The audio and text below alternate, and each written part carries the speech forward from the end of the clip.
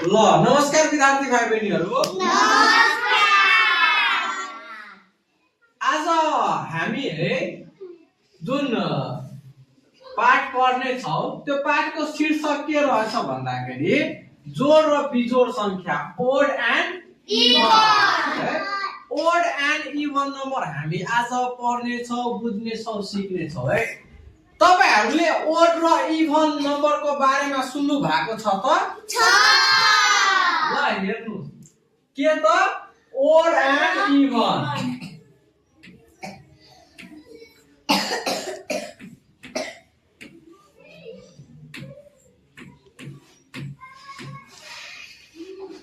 ल यो मैले के लेखा होला?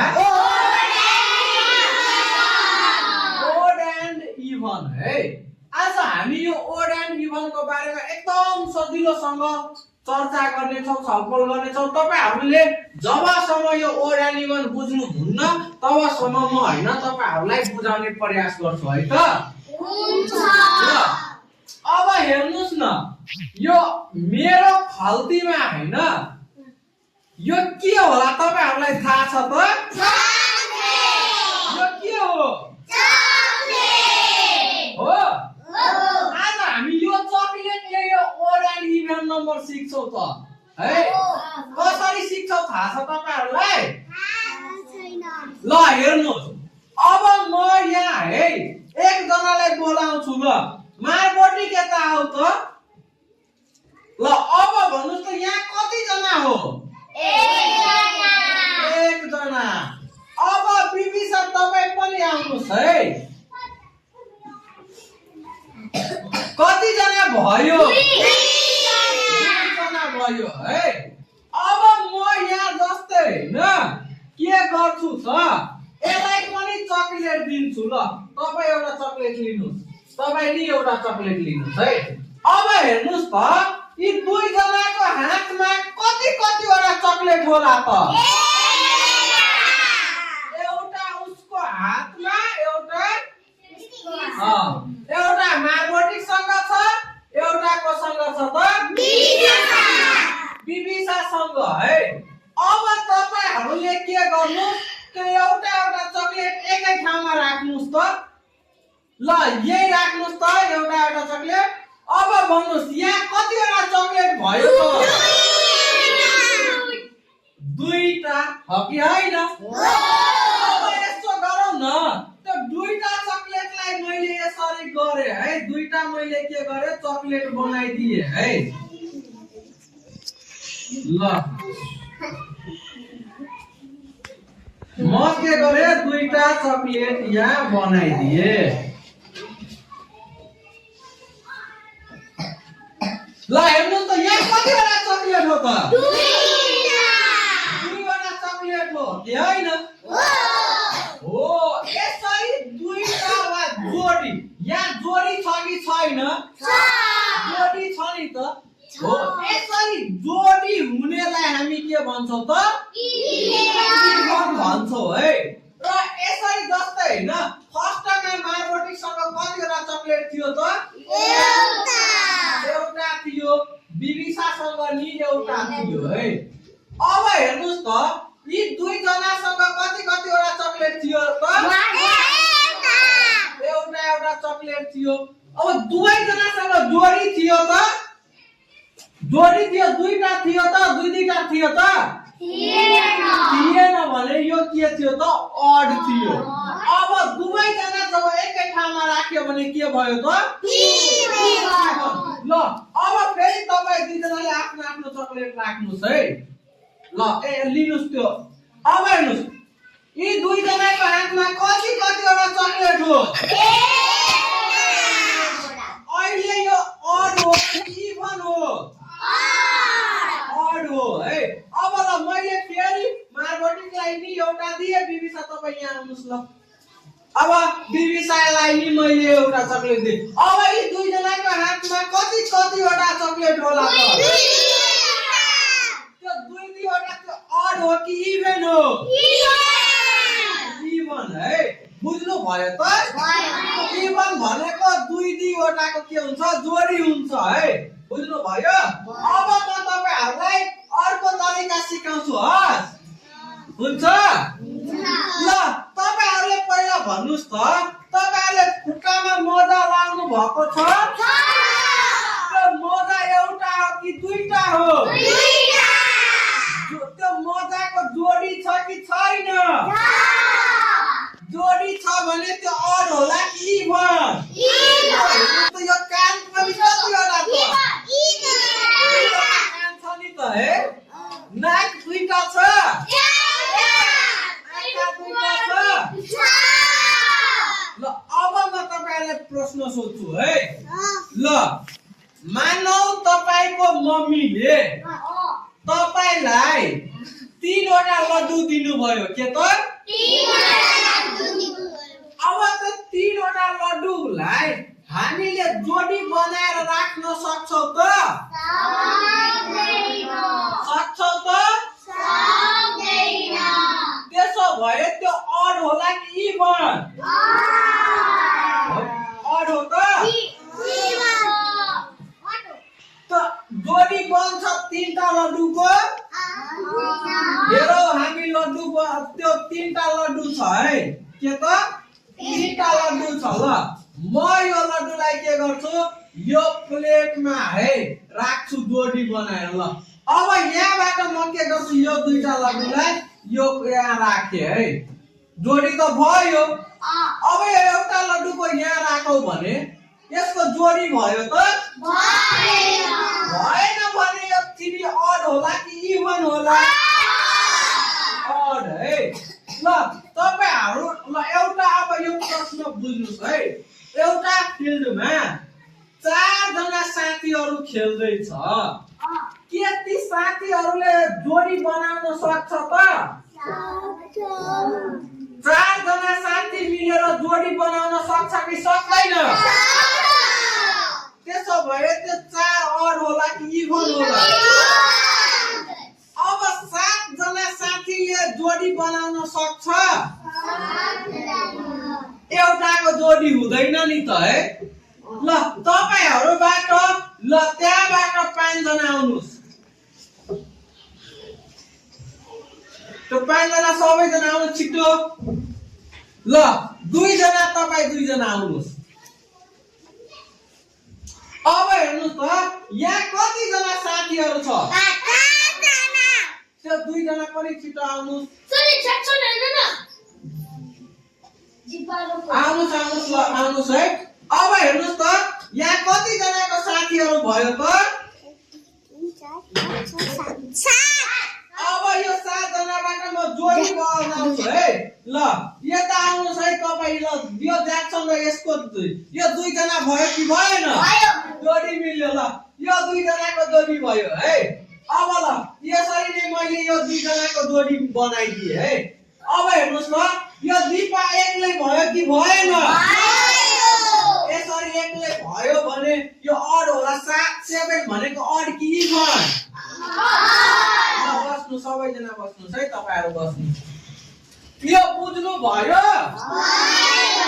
अब हेर्नुस् न म कति सजिलो तरिका है अब यति सजिलो तरिका दिन्छु नि तपाईहरुले सजिलैसँग चिन्न सक्नुहुन्छ ल हेर्नुस् यो एकैछिन है एकैछिन यो कति लेखा हो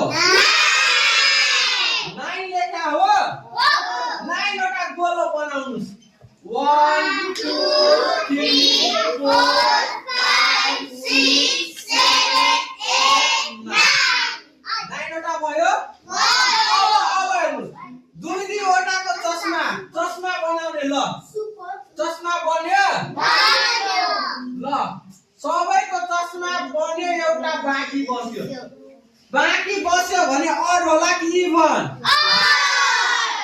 अब यो 10 वटाको चस्मा त्यो गरेर चस्मा बनाऊ 2 3 4 5 6 7 8 9 10 भयो हैन अब यो 10 भइसकेपछि हामीले के गर्ने चस्मा बनाउने ल यो दुईटाको चस्मा यो दुईटाको चस्मा यो दुईटाको सबैको चस्मा बने कि भएन इभन त यो 9 भनेको हाम्रो के भयो त odd भयो अनि यो 10 भनेको इभन बुझ्नु भयो त अब एकैछिन हामी एउटा सानो भिडियो हेरौँ ल हुन्छ ल त्यसो भए हामी एउटा सानो भिडियो हेरौँ है एउटा सानो भिडियो हेरौँ है अब हेर्नुहोस् यहाँ कतिवटा यो रहेछ तर like even numbers. I know you don't like the odds, you don't like being the odd dinosaur out. It's okay. I promise this next number is going to be even because it goes from even, odd. Just hang on. Yeah. Dinosaurs. From that hole. I mean, what's that all about? I mean, a dog would, you know. Yo. No. Hey, one of those good I'm just kidding. Dinosaurs are so cool. Moving on. Here we have. यहाँ कतिवटा dinosaur अब हामी यसको जोडी बनाउन सकिन्छ कि सकिँदैन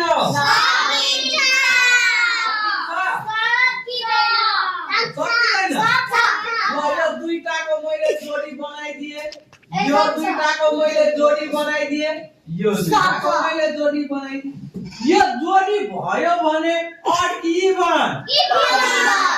even गुड कति राम्रो है ल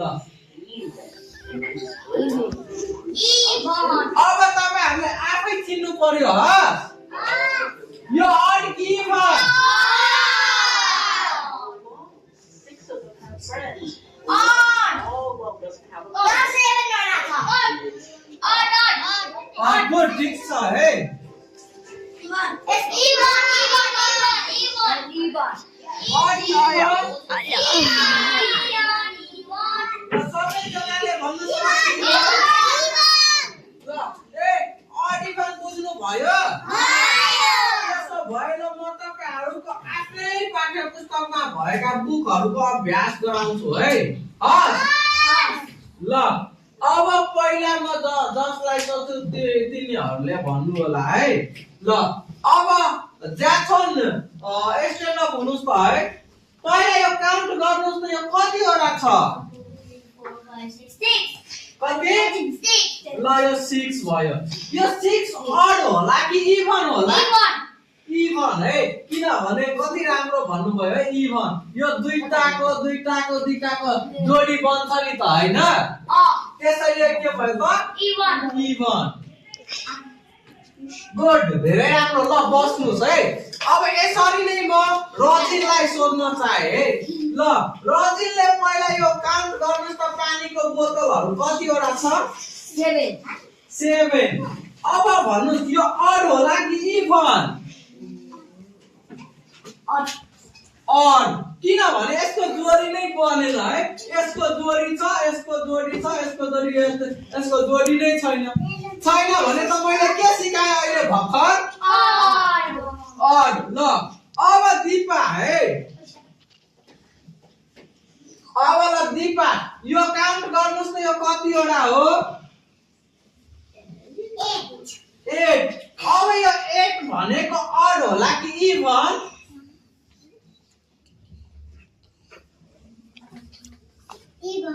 इभन गुड कति राम्रो है तर यो काउन्ट गर्नुस् त 8 वटा हो राम्रोसँग काउन्ट कतिवटा छ 9 ल अब भन्नुस् त दीपा odd कि इभन हो ल हेर्नुस् हामी जोडी बनाएर हेरौँ न यो दुईटाको जोडी भयो यो दुईटाको जोडी यो दुईटाको जोडी यसको जोडी छ त छैन भने odd कि इभन ल हामी यहाँ के लेख्छौ odd लेख्छौ है बुझ्नु भयो गुड यो बुझ्नु भयो भने अब हेर्नु यता ल गुड अब म तपाईहरुलाई सिधा नम्बर अडिगन सिकाउँछु ल अब हेर्नुस् त यहाँ दिएको नम्बरहरु जुन छ नि योबाट कुन अड र कुन इभन छुट्याउनु पर्यो है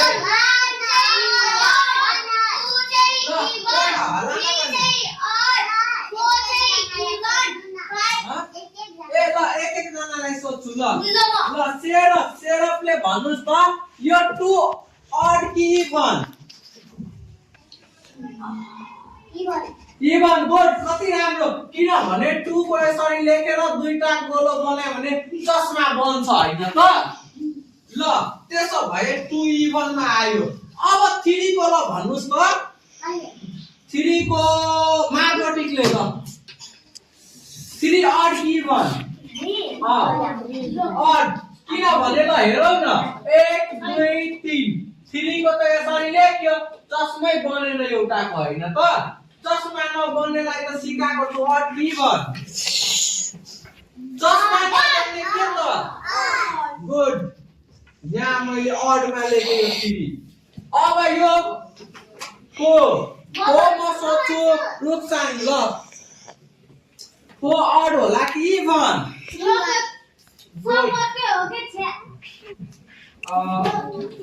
अब समर ल समरले भन्नुस् त यो 16 भनेको अड कि इभन इभन गुड कति राम्रो ल बस्नुस् है